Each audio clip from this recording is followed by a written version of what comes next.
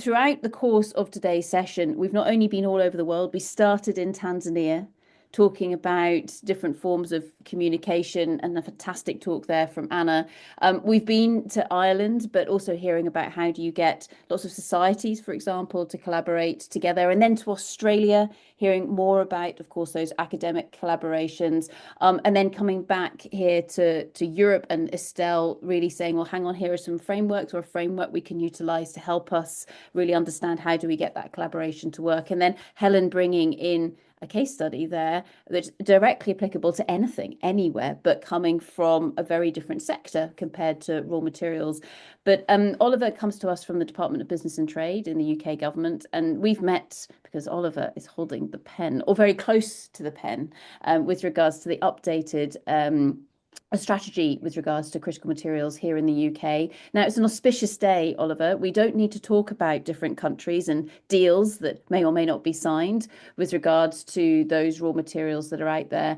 But really, the focus here of the conversation is around collaboration. How do we get that to happen? And you've had the pleasure, I'm going to put it into your mouth, of pulling together very, very different people from very different industries and disciplines to try and say, well, how do we understand what is that strategic way forwards as a community? So, Oliver, without further ado, over to yourself.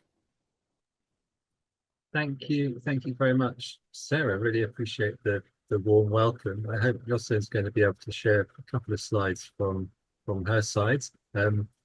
It's great to be with you and everyone on the call. And as we say, we are currently overseeing the process of writing the UK government's new critical minerals strategy. It's version 2 or 3, depending how you look at it. And so we've got some experience of doing this. And really, what I want to talk to you all about today is just what we've learned along the way about collaboration as part of that process. But first up, maybe just a little bit of context about what we are trying to do through our strategy. And it's really quite simple. So everyone is talking about critical minerals at the moment. And at the heart of it for us is, how do we ensure we've got access to the critical minerals we need in the UK in order to support those missions and ambitions that government has about economic growth, about the energy transition, and all those important things. There's a kind of second dimension to this, which is about global partnership. And there's an interesting debate about competing versus collaborating in the raw materials space. But we think as the UK that you can't go it alone on this agenda, that you need to work with partners. And so it's a big part of what we're doing is thinking about how we can work with like-minded and less like-minded partners to increase that supply and that resilience for global supply chains. So maybe just on the next slide, I'll unpack a little bit more detail about what that strategy looks like. There's both a domestic and an international focus to it. On the domestic side, our ministers are very keen that we ensure that those brilliant projects that are taking place and taking shape in the UK are supported as much as they can be. So it's often said there's no mining potential in the UK, but actually that's not true. There's some really interesting projects in sort of traditional mining areas like Cornwall and Devon, things like lithium, tin, and tungsten that the world needs more of, that are taking shape, and we're thinking very much about how we can support those through finance, through planning and regulation reform and so on. There's a big piece around how do we map the demand. So people will talk about critical minerals, but don't really understand what they are. People might talk about rare earths and think that subset of critical minerals is the same thing. But actually, we have 34 on our list of minerals that we consider critical as the UK. But we need to know who's buying them, which companies, which industries need them, and what challenges they face in terms of accessing those supplies. So there's a big piece of work that we're doing around that. And then there's a whole piece around the circular economy, which I think we've heard a bit about already this morning. But recognizing as an advanced economy that we actually buy quite a lot of stuff and have quite a lot of waste. And at the moment, we don't really do the right things with it. And of course, the brilliant thing about metals is that they can be completely repurposed for use in new products. And so thinking about how we shape the environment to incentivize the right kind of activities in that circular economy space is a big part of what we're trying to do domestically. The other side of it really is about working internationally. So as I said earlier, it's about making those connections with different countries around the world, both those that we trade with, like the EU or US, for example, maybe those also that produce critical minerals, like let's say Canada or Australia as a couple of examples there. And there's a big piece around how we work with the financial institutions in the City of London and make the most of what is a fantastic heritage here in the UK of being a global leader in those markets and the largest capital pool of any country that invests in these mining projects globally. And then finally, it's really important that we do all of this with the sustainability backgrounds. That there's big challenges in some of these supply chains about how sustainable they are, and there's no point obviously investing heavily in these kind of supply chains for an energy transition if actually at the upstream end of those supply chains we're undermining that very principle we're trying to achieve. So there's a big piece of work around it as well. I won't go into too much detail, but we're looking at how we prioritize those minerals to support. We're looking at how we target, and we're looking at how we finance them as well. So maybe to get to the crux of the question, how do we collaborate on the strategy? And this looks back and forwards. These are some examples of what we have already done under the existing strategy. First up, we've done a lot of collaboration with industry, a lot of consultation as well. And we have something called a Critical Minerals Experts Committee. That's a thing called CMEC there. And that brings together representatives from industry, from academia, from other, say, third sector interested parties. And what we use that group for is to consult and get input from experts actually delivering these projects to make sure the policies we put in place are sound. Probably the key thing that we delivered with experts like that under the last strategy was something called the Task and Finish Group report, which looked at what UK government needed to do more of, talked about things like improving data, talked about looking at where the UK has competitive advantage, talked about building international partnerships. We talked about the environmental social things, and we talked about skills in the UK as some examples.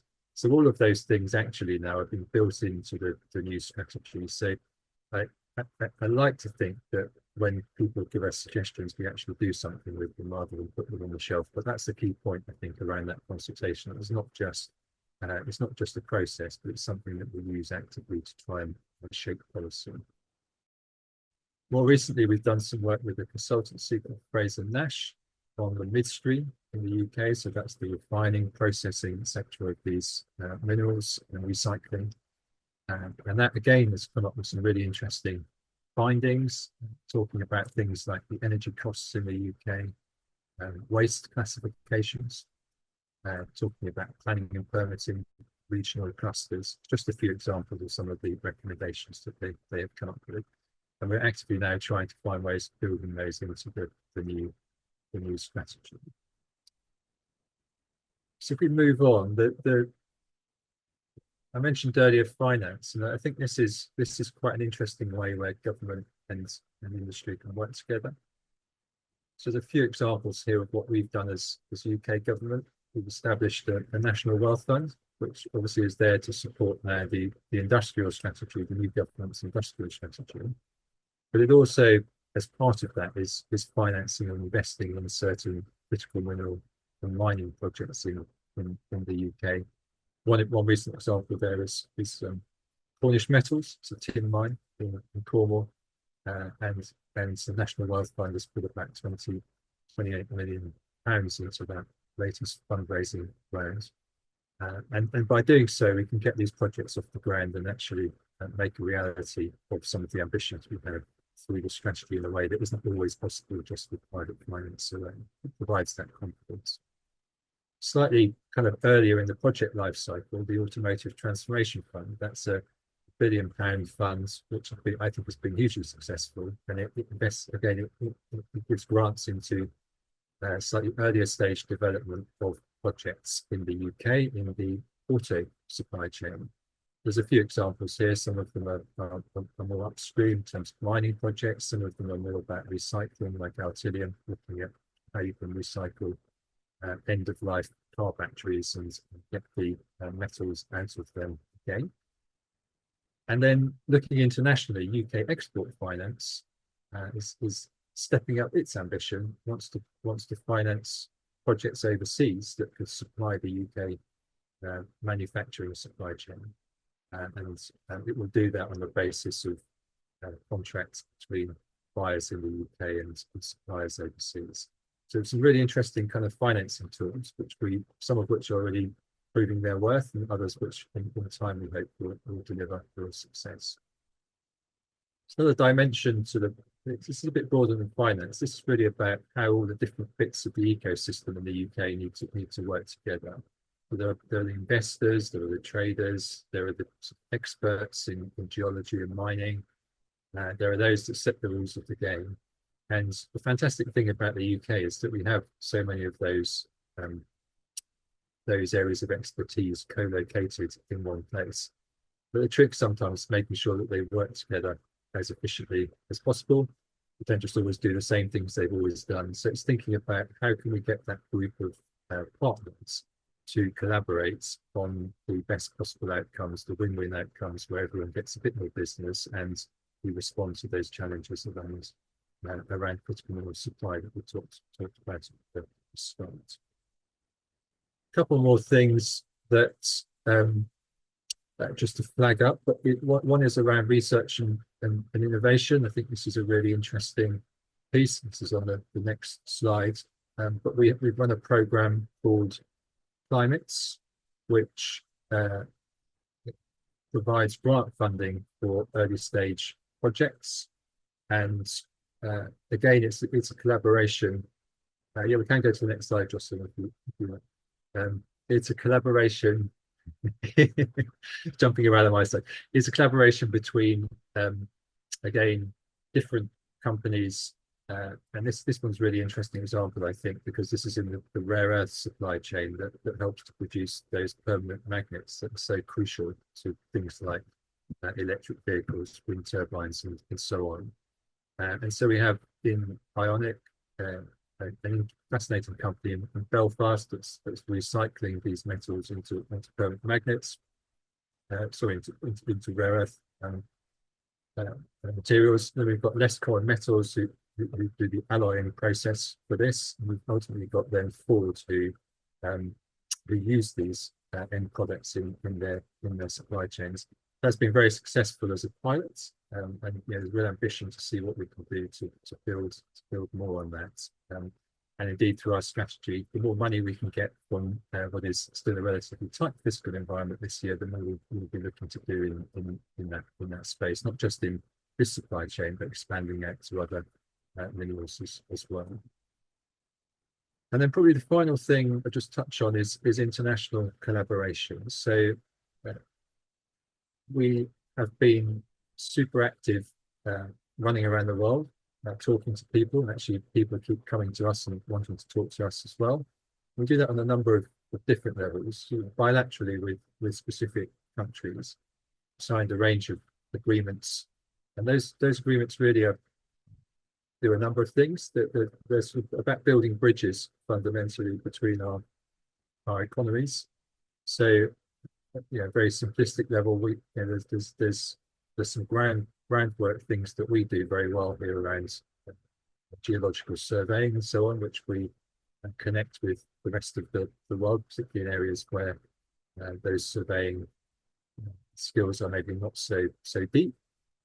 But also then thinking about how we can build on that in terms of sharing our expertise, and then moving more into the kind of commercial world and saying, actually, what is the mutual interest that we have maybe in co-investing in projects and in developing supply chains, bearing in mind will often minerals sit in one place but need to be consumed in another in a different form, and those supply chains are very much global in nature.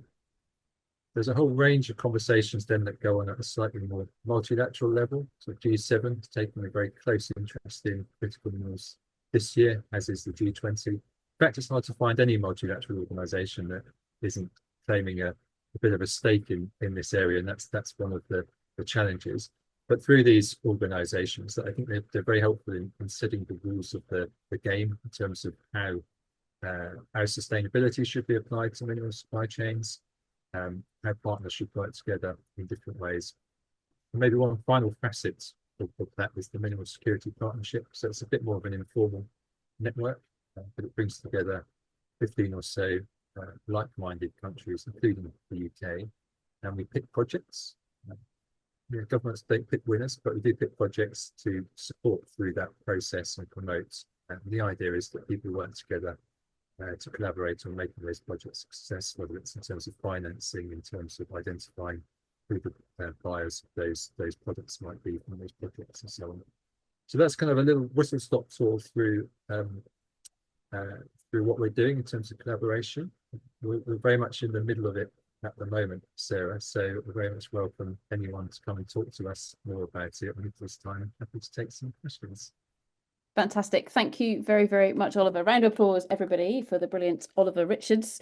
And you've heard it here. If you've got any ideas or things that you think that maybe need to be considered within the strategy, now is a good moment to reach out to Oliver. So one very quick question, if we may, Oliver. This came in from Estelle.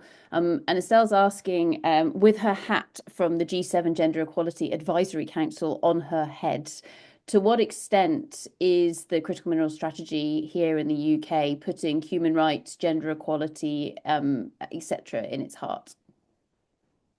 Yeah, great question. I think it is doing those things. That's sort of a very important point to stress. I think what we've I think there's sort of almost two things that we're trying to do through the strategy. One is to meet the demands that we have, and that involves a particular focus on the sort of economic aspects, the industrial aspects, and so forth. The second one is, as I said, as part of the presentation, is to make sure that we're doing that responsibly, because otherwise we kind of undermine the whole basis of the strategy. And so the big challenges, of course, in many of these supply chains is that the further you go upstream, and the temptation to cut corners in terms of labour standards or environmental standards is always there. And so we've got to create a whole ecosystem that supports that, because at the end of the day, it's the buyers who are prepared to pay the prices for these commodities who might need to pay more to secure supplies that have been produced in a way that's more compliant with those human rights standards. So it's a journey that we're on, but it's very much part of the strategy. Yes. Brilliant. Thank you very much, Oliver. Thanks, Estelle, for the question. And one final question, Oliver.